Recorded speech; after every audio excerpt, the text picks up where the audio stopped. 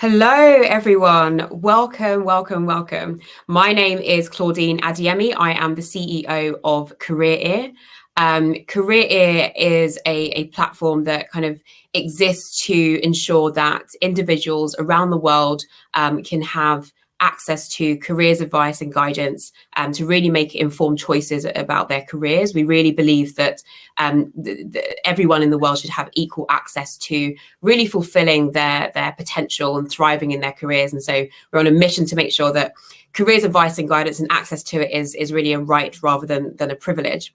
Our platform has something for everyone. If you're in need of advice, jump on it, ask questions, and you'll get answers from people from a range of different industries. If you are someone that wants to give back and support people who are thinking about their first or their next career, you can jump on the platform and sign up and answer questions and share your own experiences. And if you're a community organization that has lots of opportunities and events for people who are thinking about their careers, then get involved, join the community and share those with our career seekers. So that's just an intro to me and Career Ear. Thank you very much for joining today. Today, we are obviously here to talk about all things skills. So some of you watching today probably saw one of my videos that I shared on social media, which kind of shared a little bit about why I'm so excited about this skill series that we're doing. I'm super excited that you guys are all here with us. I basically, we know that there's a huge shortage of skills and a huge skills gap in the UK and indeed beyond, from in a range of different areas as well, particularly thinking about digital skills, but in other areas as well. And we know that over the last decade, there's been a £5.1 billion decline in employers spending on training their employees.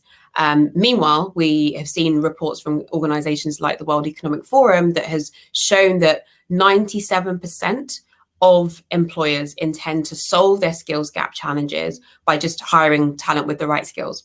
And so there's a bit of a mismatch, right?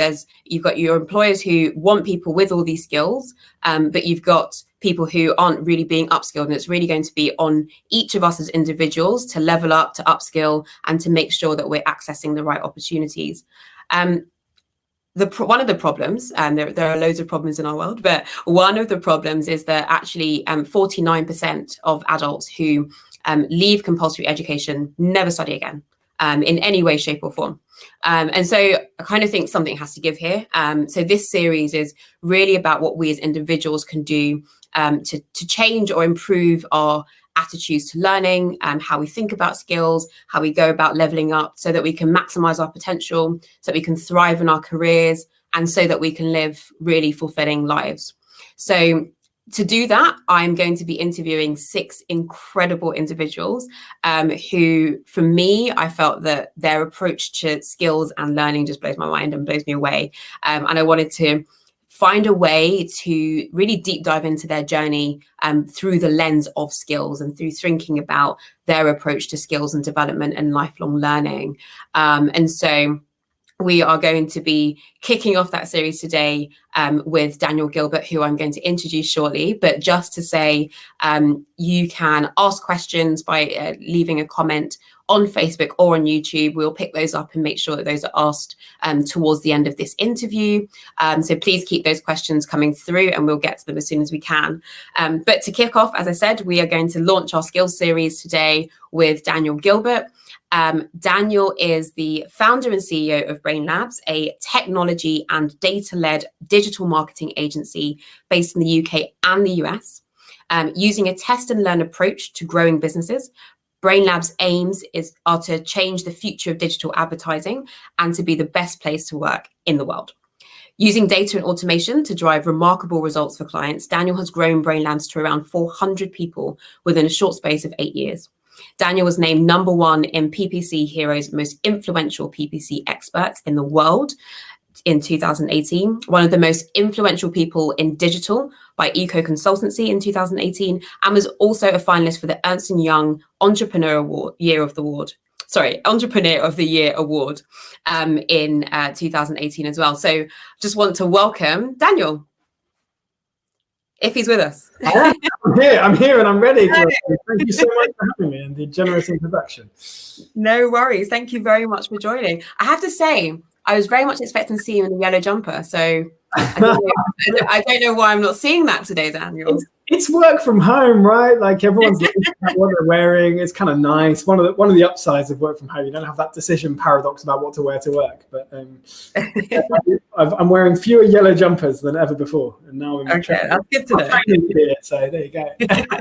For those that don't know, Dan has a very strong brand with yellow jumpers. If you Google, you'll find out. So. Don't want to waste too much time on kind of the small talk when we can get straight away stuck into all things skills. So I think where I want to start really is thinking about skills generally as a concept. And I'd love to hear more about what a skill means to you, how you go about defining skills, and what that looks like to you. Yeah, I think it's an interesting opener, right? And I think one of the things that I learned through our business is that earlier on in careers, we tend to think about the acquisition of technical skills. So learning almost by learning a particular craft, let's say. But the thing is that runs out quite soon, because you can get to master a craft after a year, maybe two, in many instances. And after that, it's not that the craft never finishes, but actually it becomes the skills become much more about what I would call softer skills. So how you interact with other people, how you bring other people with you, how you communicate ideas, how you inspire others, all the things that can be that can be slightly different to that kind of technical acquisition. I suppose the approach that I would look at for either of them, much of the reason I'm here today as well, I think, is that neither of those can ever end, right? So I'm very much on, even in my position, a lifelong journey of learning and picking up new skills in both of those areas, both technical and softer, if you like. Yeah, and in terms of thinking about that split between technical and softer skills, how do you kind of, and you were talking about that in terms of kind of recruiting your talent, and I'm going to come back to your journey, but I just wanted to kind of pick up on this point.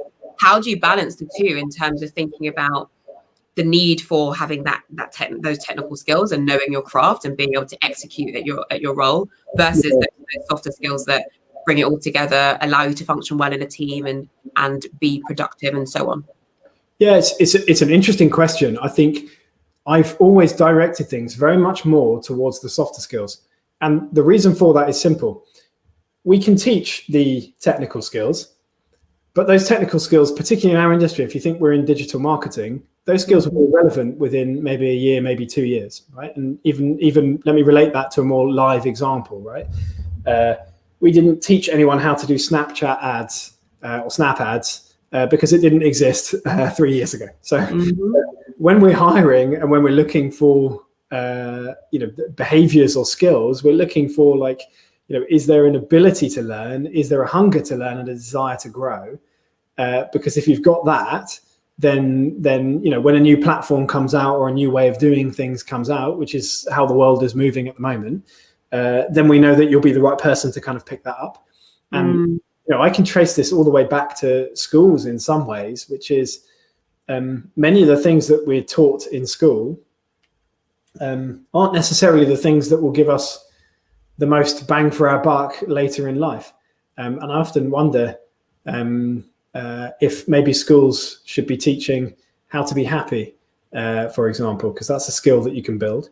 How to work with others, because that's a skill you can build.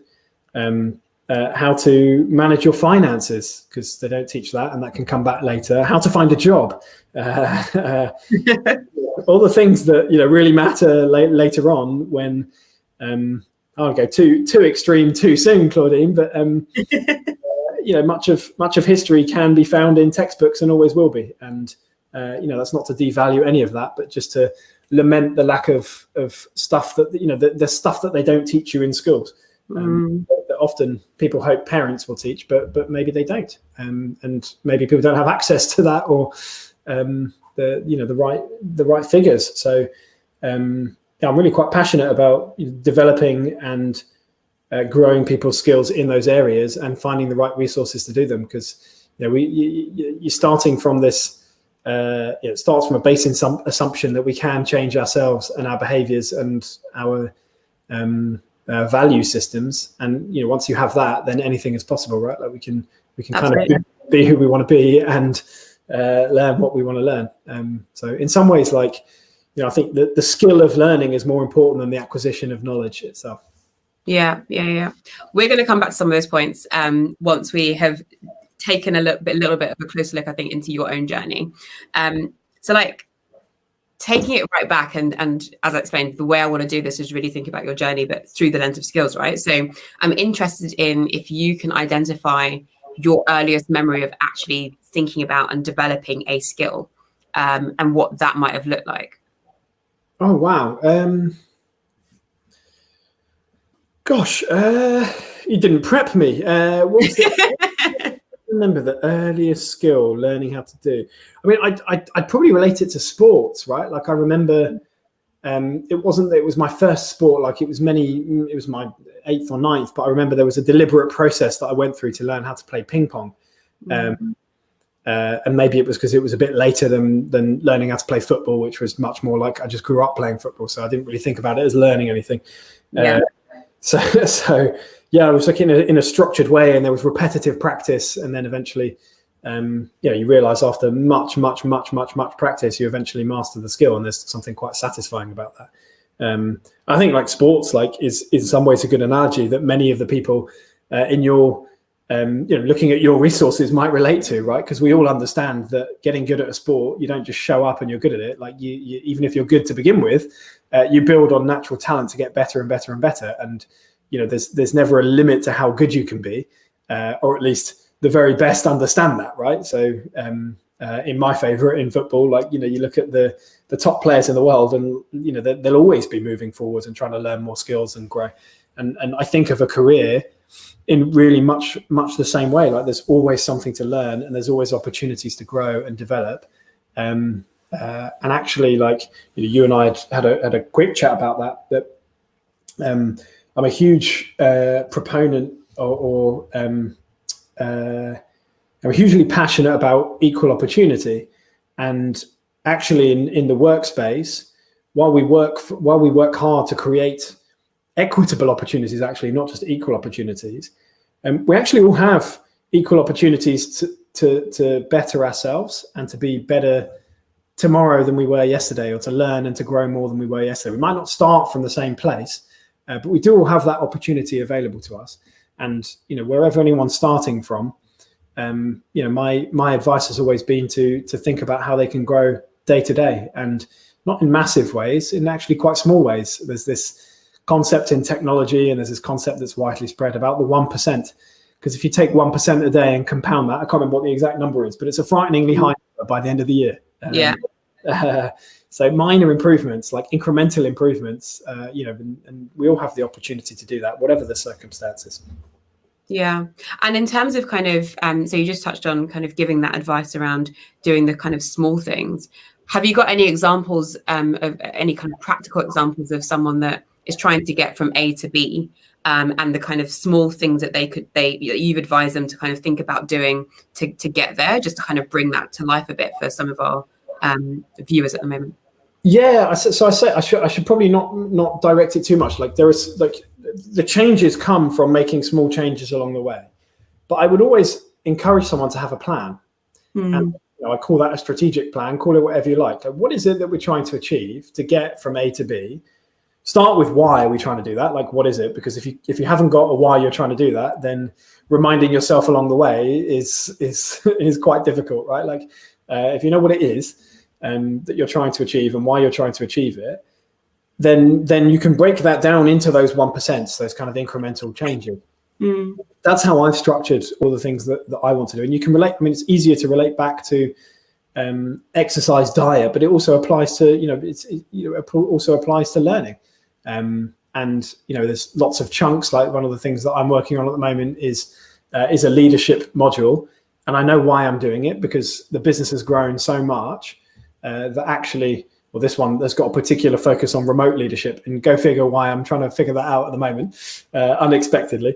But the business has gone, even without COVID, like our business has gone from me to 400 people, and actually from one office to 5 or 6 different offices, including certain people that I've never met in person. So I haven't got that personal connection. Mm-hmm. And actually, for the first time, there's some people in the business who I don't actually know that well, right? There's too many people to know personally.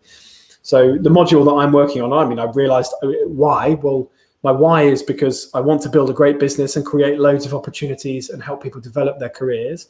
So that's important to me. And in order to do that, I've sold myself on this idea that in order to do that, I'm going to have to learn a different type of leadership where I can reach people remotely, wherever they are in the world. And now I'm working through a module, and I've got half an hour a day. Each time I take notes, it's my own learning style. I do it through video. And I love it. So it doesn't matter what it is, but having that plan, having that why, and then committing to that is the way to go for me. And we can always find time, right? Like there's sacrifice, but given the average TV viewing statistics, I know that most people have more time than they say. And social media and Netflix and all that. It's like, just instead of one of those things, which I still do, by the way, I'm still on Netflix. That's good to hear, because I haven't quite got to that stage where I can give up Netflix. So as much as I complain about not having enough time in the day, I still manage to squeeze in a bit of TV. So exactly. Thinking about actually just on a very practical and small point, just thinking about that you were talking about doing this leadership module and doing half an hour a day. Is that a time set up by the organization delivering that, or is that you kind of taking it upon yourself to earmark half an hour a day and kind of being really strict about not changing that and not being interrupted in that time? Yeah, it's much more the latter. So I wouldn't have signed up if it didn't come at a time that suited me. So talk about being strategic about what you're learning. I'm also really, really deliberate about the way that I chunk my time. And because I think you'd asked me originally to do this at 7 p.m. or something. Yeah, like all the other people. All the other ones, I'm so sorry. Commitments. I'm not trying to throw a spanner in the works, but it's like I've got a very strict schedule, right? And it starts early in the morning, and I do my private work then. I do my deep thinking stuff because that's when I work best. I manage it versus my energy levels and my, what I'm up for at a given time. I'll actually get energy from speaking to people as well. So I kind of stack that later in the day with a good break in between, and I'm doing different tasks. And I finish strictly at 6:30 because that's bath time, and I've got 4 kids, and in the balance of my life overall, like that's one of the things that I want to be is present for them. So give it my all in the day, and make sure that I'm there in the evening for my kids. So. Well, I promise you won't run over past 6:30. Don't get you into trouble. If I hear anyone falling in the bath, then I'll know what's happened. Fingers crossed that doesn't happen. And in terms of kind of this whole piece that you've just spoken about, for me, that's a skill in itself. That ability to be laser focused, be really strict with your time, be able to manage that, have that power to be strict with others and get other people to respect your time. All of that to me is super important as we kind of push through in the businesses that we're running and the careers that we're in. Where did you learn that? Yeah, the first thing to say is that is a privilege, and maybe one that I've earned by starting a business, right? Like no one gave me to start the business. So, I did that myself and earned that opportunity to have the privilege of being able to manage my own time. So not that many people necessarily get to pick exactly what they do and at what time. And, that's why I'm partially respectful of that. But the message I think is still there, which is, is we do have our own time. Like even if we're working, 9 to 5 on someone else's time, and there's expectations there are many other hours of the day that we get to decide what we do with it. And I'm not by default necessarily the most disciplined person, but actually because I experiment with different things, and like the agency is built around this idea of experimentation. I try new things. I tried it for a little while, and I realized that I could actually be a lot more creative, and I felt way less stressed, right? Because I knew what I was going to be doing at a given time, and I could get myself in the right frame of mind for doing that. So I tried it and I loved it, and then it stuck.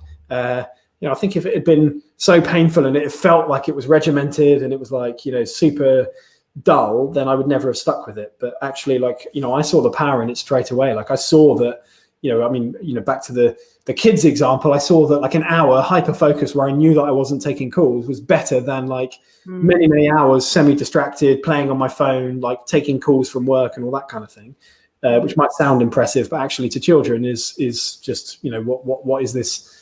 What is this this device that I'm competing with for someone's attention? Like, they don't get it. Yeah. So yeah, like it was quite deliberate at the beginning, and then I just stuck to it, like, because I enjoyed it and I realized everything that it was giving me back that I wasn't getting otherwise. I was so caught in between things, and I felt busy, and I was busy, and then I think there was using this moment where you'd speak to people and they'd all say, "Oh, what are you up to?" "Oh, I'm super busy." And it's like, well, we all have the same number of hours in a day. We do. Like, why are some people busy and like yet other people who are maybe more successful, I don't know how you define successful, but other people who are successful don't seem too busy. And maybe it's that those people have figured out how to maximize their time, the one precious asset that we all have in equal abundance, or in equal measure. The successful people have worked out how to make more of those minutes. Really, is kind of how I think about it. Yeah, it's a whole work smarter concept as well, right? Making sure that you're, I guess, maximizing the time that you have and spending the least amount of time to those results. And when I say strategic, if the word strategic is too scary, right?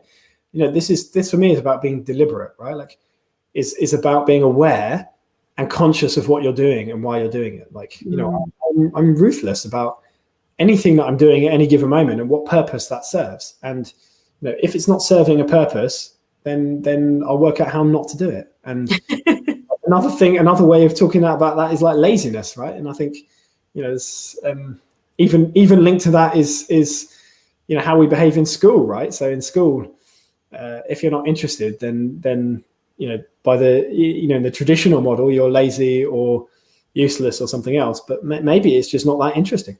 So maybe they need to change the curriculum or make it more find something that actually interests people to make it, because concentration for me is not an issue when I'm doing something that I love. But it certainly was with certain subjects at school. So tell us a bit more about that. What, school? Yeah. Well, I did very well academically somehow. Despite never really having any true passion for it, I had this kind of ability to kind of just like get by and or pass off as very clever, like went all the way through to the end of university, which was fine, but like it really in retrospect wasn't me. And I think one of the things that I've as I've got older, I think part of the process of getting older is doing less stuff that you don't want to do. So if you think older people are boring, I think part of that is just that they don't feel as much social pressure to do things they don't enjoy. So I don't do any of that anymore. And actually, looking back, if I'd been myself now in school, I really would have taken a completely different direction. I would have focused in quite quickly on. For example, instead of university, I might have gone and started a business earlier because I loved it and I learned so much more, starting a business than I had done in 2 years of working somewhere else before that, and three years of university and before that. So I think now you and I talked about this once. Like when I went to uni, it was really quite cheap. In fact, I made money by taking a student loan and putting that in a. People won't believe this, but it was 7% interest in the bank at the time. Absolutely mad. Yeah, people sound like a foreign concept. I make myself sound old. But no, you can literally take it. And like, if you worked a job at the same time, I came out of uni with more money than when I'd gone in. Like it was, the fees I think were £1,000 a year. The glory days. I had a part-time job, and it wasn't too hard. Like it was fine. So yeah, I think at that point, right, like that was the path and that was what my parents wanted me to do and all that kind of thing. But the interesting thing about uni being so much more expensive now is that you got to start looking at that from an ROI perspective. Like, you're going to rack up debt. Is it worth it? Like, is this putting me ahead in my career overall in the long run. There's lots of data to say that like university people get paid more and all this kind of thing, but that data relates back to, for example, people like me, where it was virtually free, and to that end, why wouldn't you, kind of thing. So I think it'd be really interesting to see the different paths that people can now take when they have to really assess. I don't know what you think about it as well, but when you really have to look at it and think like, is this worth my time? Because to the earlier point, time is our greatest asset, and if you're not passionate about it, that's also difficult to justify, right? Like if you're paying a lot of money and racking up debt, then you'd hope you love it or think that it's worth something. So I think if I went back in time and I'd been in that situation, I would have dropped out much earlier. It's definitely an interesting one. I think there's a few trends that we've kind of already seen in terms of kind of people increasingly, particularly from some of the groups that we work quite closely with, not wanting to think about going to university, and instead opting to go straight into industry and thinking about apprenticeships and so on, and really questioning the ROI. It's so expensive. What am I getting for that? Equally, also seeing more and more universities wise up to the fact that not everyone wants to do a 3-4 year degree. Not all of those are fit for purpose for some of the careers that are out there at the moment. How do you innovate? How do you access a wider range of people and provide different forms of learning and different ways of educating people to get to where they want to be? So there's a range of different things, and I think speaking about our education system, we could probably have that conversation for a long time. Look, I also I wouldn't want it to be I'm either pro or anti-university, right? Like what I'm pro. It's got its place. Well, it's people taking charge of their own destiny, right? And looking at it and really analyzing and assessing, understanding themselves better, what they're trying to achieve. And again, like connecting with the why, what is this for? And not because other people told me to do this, but what does this mean to me? And I know that that's tough, like particularly at that age. And I'm sort of saying it almost, I wish I'd said it to myself, but I couldn't. Like I've built my own career on doing something quite unconventional and unrecommended, and that hasn't worked out too badly. So I think there's real value in not just going with the flow or going with what your friends are doing, or is really understanding what you want to achieve. Because if you're on that path and you're deliberate about it, then to me that's the guaranteed route to success. Particularly when you define success on your own terms. Mm-hmm. And going back to skills more explicitly, what would you kind of say is, I guess, your superpower? What is the kind of thing that you think you are greatest at? What's your kind of top skill? And tell us a bit about that. I think my superpower is my receptiveness to feedback.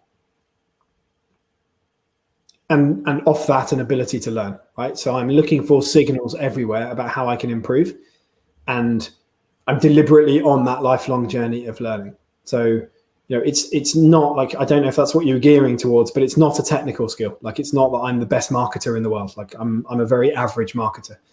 That's interesting, because I feel like you won an award saying that you're the most influential PPC expert in the world.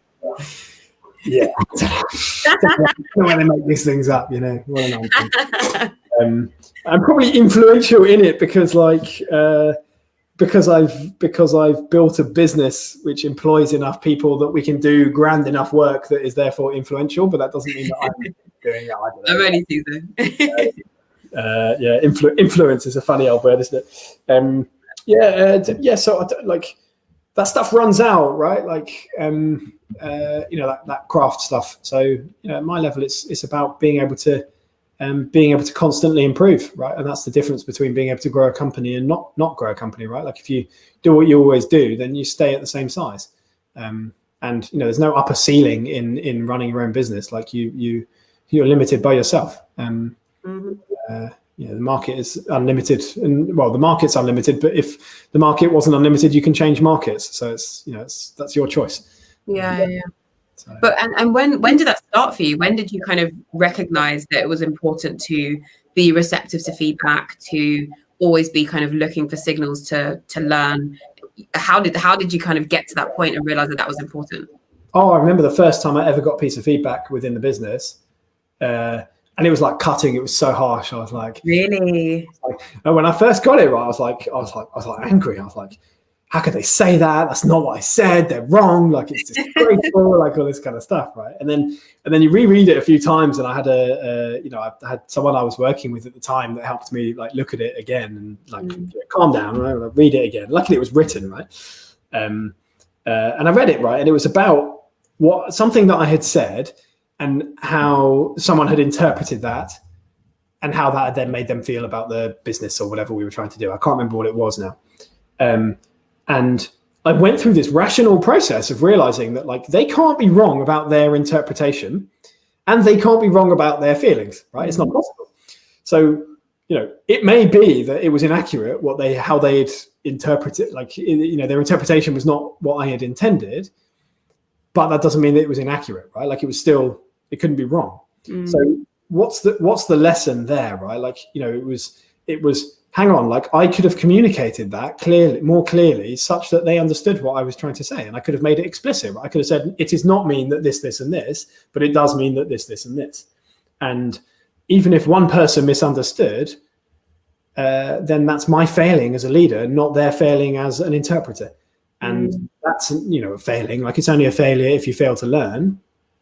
And that was my opportunity to learn that actually, like, that you can't, you can't control other people's emotions or feelings or interpretations. But, that was, so the feedback was a gift. And, we took on this kind of term of feedback as a gift, as a bit of shared language. And anytime any feedback comes my way now, it's like, well, it's a gift.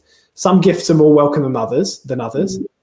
Some gifts are a bit rubbish, to be honest. Like many gifts can be. Some gifts are not gifts at all. But if you look hard enough in and amongst it, then there's something to be learned from anything that comes your way. So yeah, I think it was that moment, and that was like a few years ago, like many years ago, actually. So I realized that my job as a leader of that business at the time was to bring people along for the journey. And if I couldn't do that, then the business wasn't going to grow. So it was back on me, right? Like, it was not, this person's an idiot, get rid of them. Yeah. It was what can I learn from this, and how can I develop my own leadership, to bring that person. And if we had 10 times the number of people, then 50 people with me. So, yeah. And in terms of, you spoke earlier about that kind of being intentional, being deliberate. Is there anything that you've done to kind of keep on developing that particular skill? Or is it kind of more focused on as and when it comes in, reminding yourself that, this is an opportunity to kind of learn, this is an opportunity to get this feedback, take that on board? That's a great question, Claudine. I mean, we're now deliberate about it. So we've structured feedback mechanisms into business. So, there's many different ones, but one of them is a performance review, 360 performance review. So all my team, all my peers will give me feedback in a structured way against, different questions once every 6 months. And, we're all open enough that now there's automatic prompts that come out from the business regularly to say, hey, like, how can I improve in this area and that sort of thing. So, yeah, we turned it from something that was a one-off into something that's now behavioral, and it's a pattern. It's a pattern in the business. So it's not just me that's improving myself. I'm using this as a mechanism for everyone else in the business, all 400 people, to be able to improve. Yeah, that's awesome. And then in terms of, I guess we've spoken about some of the skills that you've kind of worked on and developed and excel at. Are there any skills that you have, and this is whether this is kind of technical or soft skills and so on, have found super challenging to develop and had a pretty challenging experience in the process of really trying to hone that skill? I don't know if there's an element of recency bias, but that course that I mentioned about remote leadership and all that, I am actually really struggling with this at the moment. Really? Yeah, it might be the early days, right? But I've we built a business that really centered around an office and all of the culture around that. And, I'm a social character, right? Like, I loved walking around the office, speaking to people, saying hi. And it wasn't that we would have deep conversations, but that's almost entirely missing because I can't speak to every person in the business now. I can't arrange half an hour call with each person. Well, I have, but it takes a long time to get through everyone. So I've done the first 30 or 40. You've got a little way to go. Yeah, exactly. And it's like in between all the other stuff, right? Which is stuff that just happens as part of the day from literally being present. Like all you have to do is show up in the office that you just miss almost entirely. And that was a key part of me understanding what was going on in the business and like helping people in the business, right? Like spotting, when people needed some guidance or career advice or an understanding of what we were working on. I think, the in-person connection as well for people back with the business, I think was important, right? So there's people that have subsequently joined the business that have never met me in person. And I think, I'm the CEO of the business and, people like to know which business they're working for and if there's a real human behind it and what they care about and all that kind of thing. And there's something slightly inhuman about doing it over video. So I'm working on it, but I think, apart from remote leadership, it's also a sense of fun in the workplace, which we're looking for ideas. So if anyone has got some, then please ping them over. But we're trying to work on ways that if people are working from home, which we've had to do because we don't need to go to work, as per the government guidelines in the UK, and it's different in each of our US offices.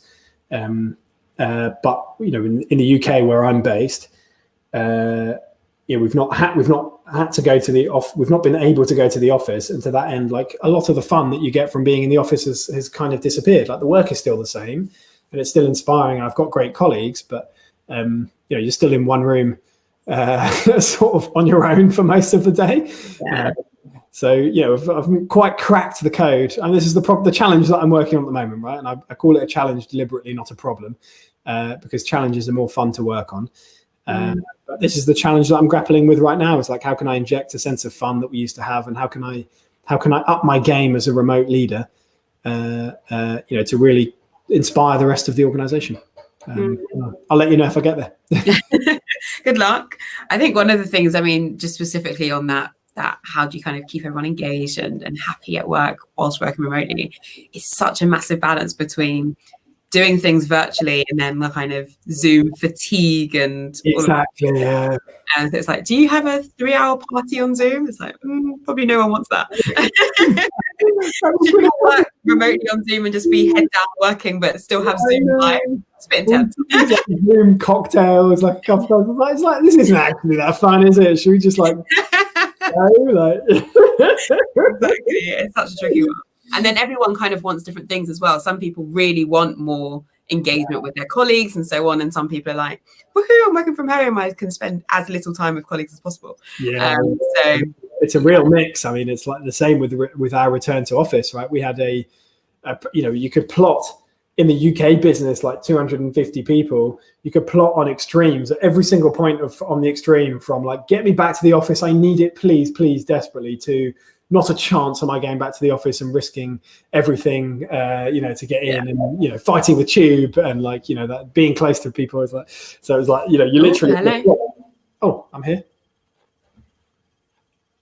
Can you hear me? Oh, I think we've got some issues. You back? I'm here. I've been here, I think. Oh, was it me?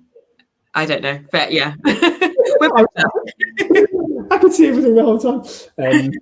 You could plot them at every given point, right? Which is a super tough management challenge. It's like, how do you then? What do you then do to make sure that everyone's served up the right level of working environment, if that makes sense? Yeah. And in terms of kind of thinking, we've had a comment saying we're both here.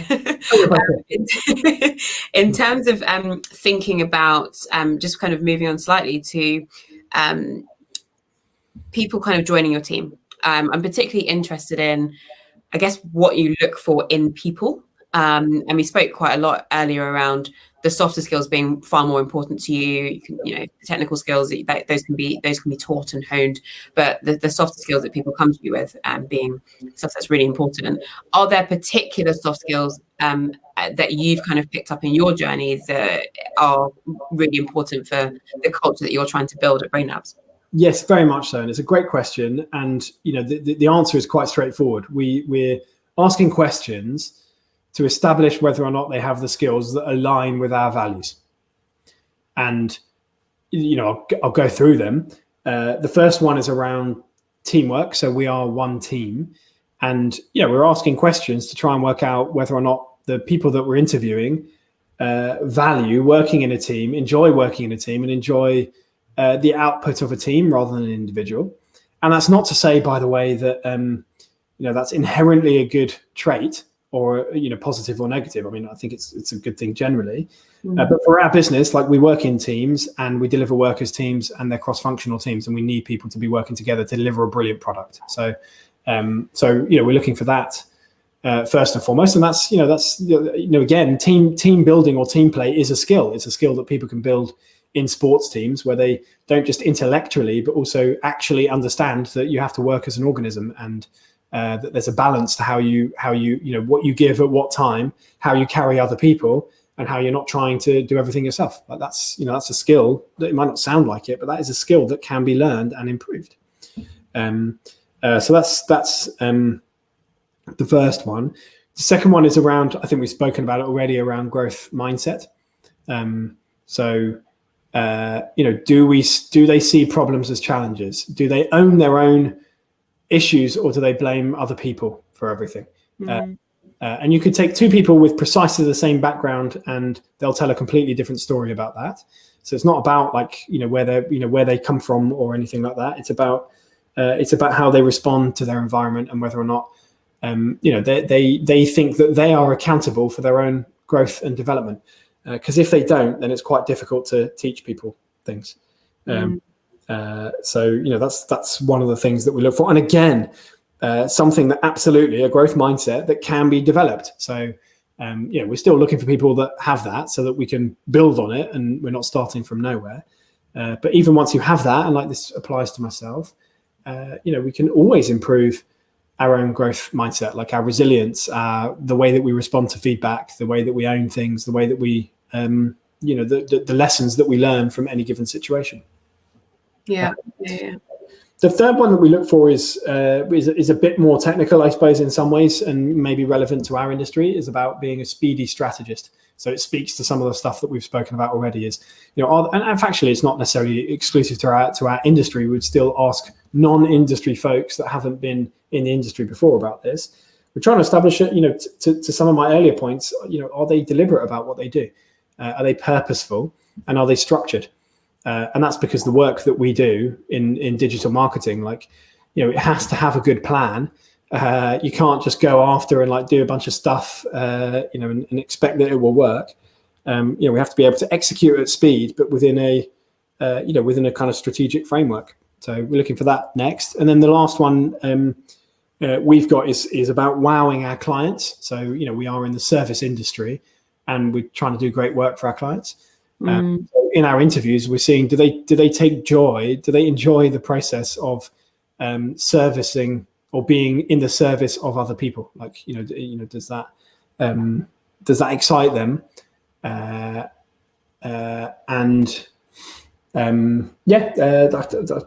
the kind of last bit, which is, we'll look for that, and that in terms of skills and demonstration of behaviors. But again, something that can be developed and improved over time. Yeah. I'm interested in, a lot of those skills, I think, probably tie into some of the things that we've been having conversations about, and particularly thinking about what the future looks like. And we touched on it slightly earlier as well, in terms of the future of work. It's going to change. The jobs that exist today didn't exist 20 years ago, and that will kind of continue to keep happening. And so you want people that, regardless of whichever environment they're in, can adapt to things and think on their feet, and be able to kind of pick up something and see that as a challenge and work through that, and be able to kind of thrive in different environments. How, or I don't know if you've had experience of this, or had any thoughts on this before, but how do you even go about working out if a particular skill is one that you have or will enjoy. So you're talking, for example, about the speedy strategist. How do you kind of go through that process of even working out whether you could fit that mold? How do you look at a Brainlabs job spec, see this set of skills listed out, and think, yes, I fit that mold, or I could get to that point at some point in the future? I don't know if you've kind of thought about that from your perspective as you've kind of gone on this journey picking these skills up yourself. Yeah, I suppose I've probably thought about it from the other way, which is how do we assess people for it, as opposed to how do they work out if that's So we're doing our part, right? Which is, if it's not for them, which is the point of interviewing someone, if it's not for them, then we'll figure it out and we'll give them that feedback. We'll say, like, this isn't right for you for these reasons.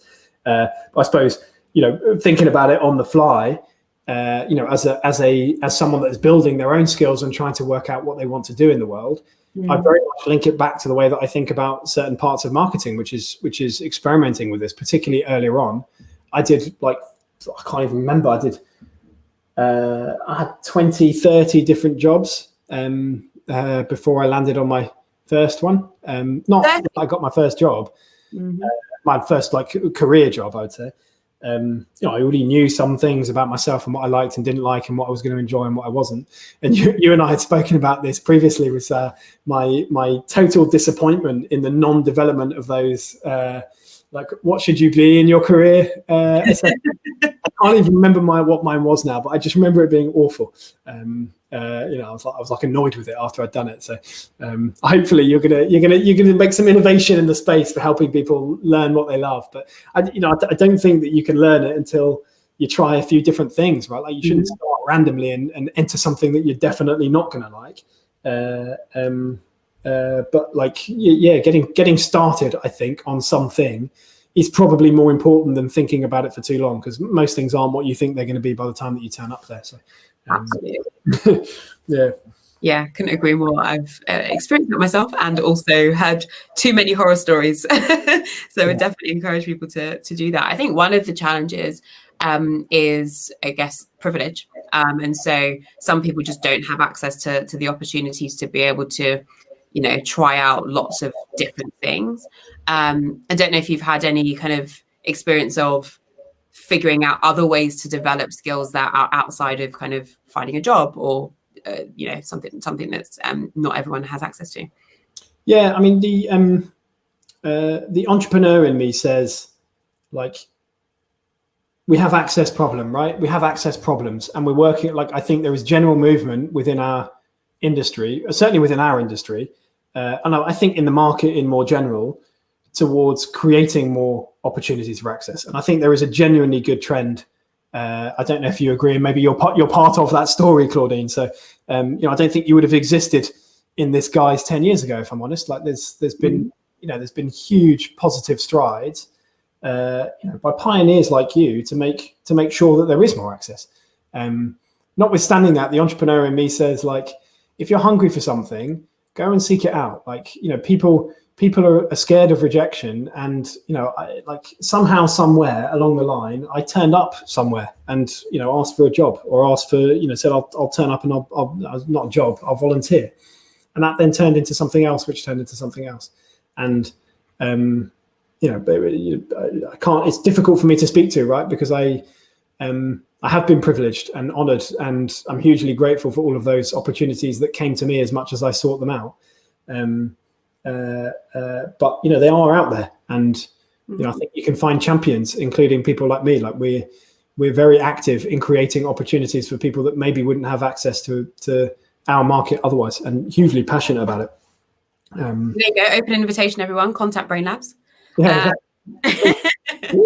But it's true what you say, though. I think one of the things that I always say is ability is nothing without opportunity, but sometimes you have to create your own opportunities, and that doesn't necessarily mean start your own law firm if you want to become a lawyer, but creating an opportunity in terms of going out there, networking, meeting those people. I personally, we've spoken before, so explain that I started out in law, and for me, I didn't know a single lawyer. I didn't know anyone that had even been to uni, much less. But at, I think it was 15, 16, I was on my local high street walking into every single law firm with a one-page CV that basically said nothing much. I think I'd done some filing for my aunt, and I'd worked in a hairdresser's on a Saturday, and that was pretty much it. I think I had caring for siblings on there to show that I was really reliable, and just asked people to take me in for a day, take me in for a week, anything, just to kind of get my foot in the door, and it kind of escalated from there. And it's those types of things that I think people need to be more intentional about. Yeah, and I think that's a great story. And then, you know, the point after that is that once your foot is in the door, and this is the thing that I would say, like in the business, in our businesses, right? Like everyone that gets a foot in the door and definitely starts with an equal opportunity.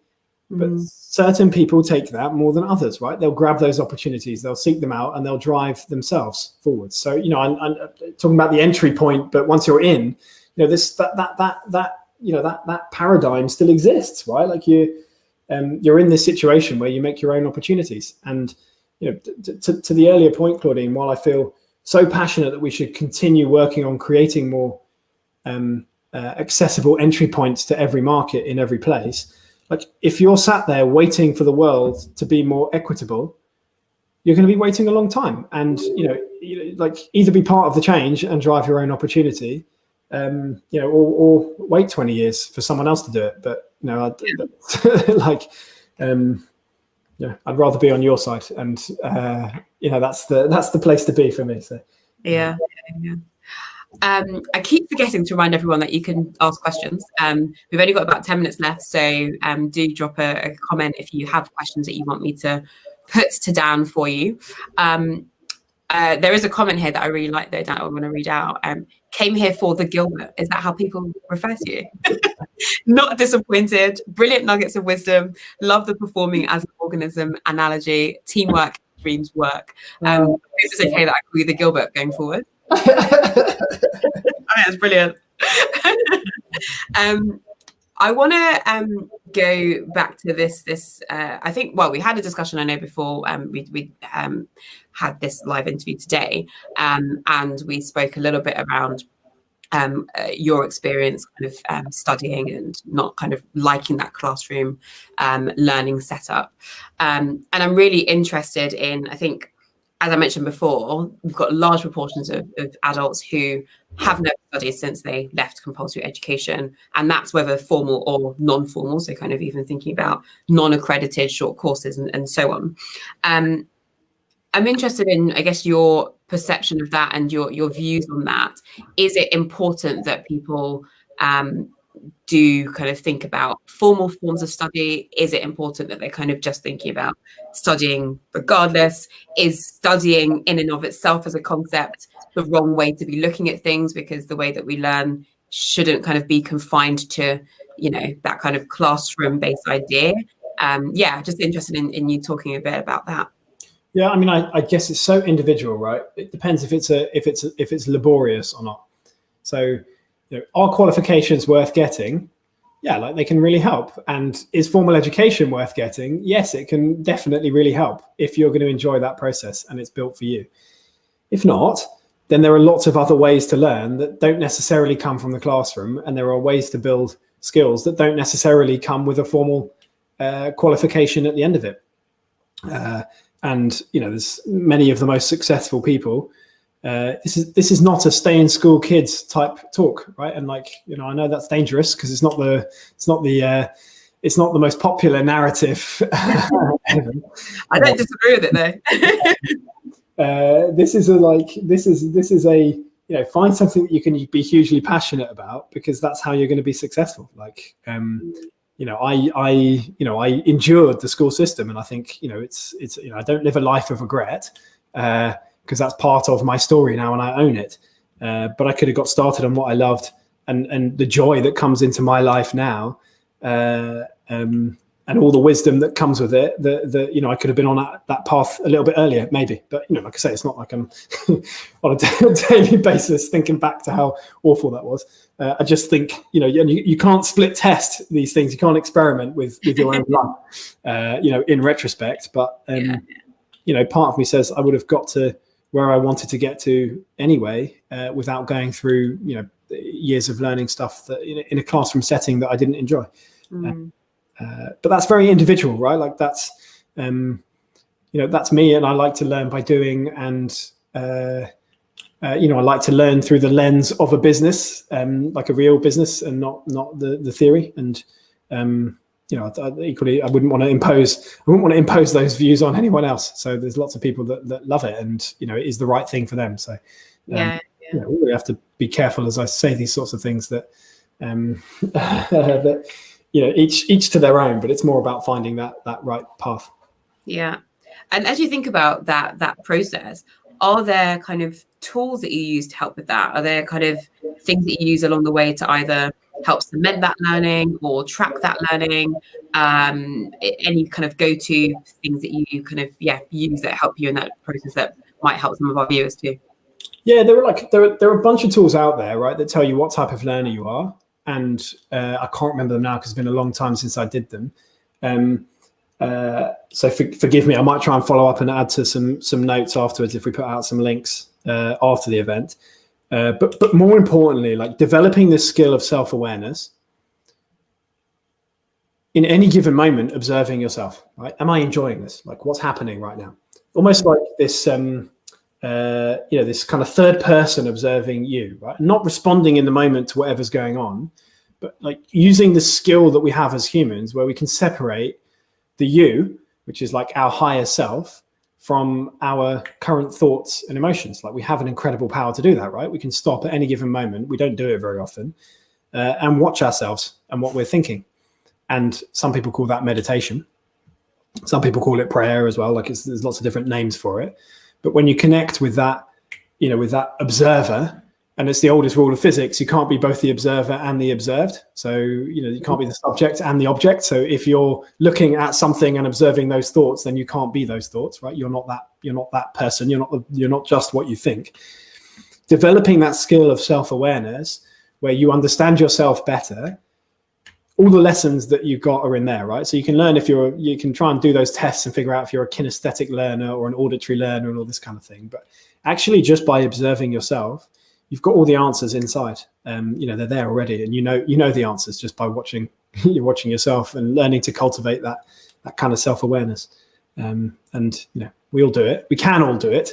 We choose not to do it very often, but it's there, and it's a hugely powerful tool for your own learning, development, and actually, I think overall happiness as well. Like, you realize that your mind is responding to something in a certain way at any given moment, but it doesn't need to. Like, you could choose to think about something else or focus on something else, just by deciding to, because, your mind, your emotions aren't entirely in control of you.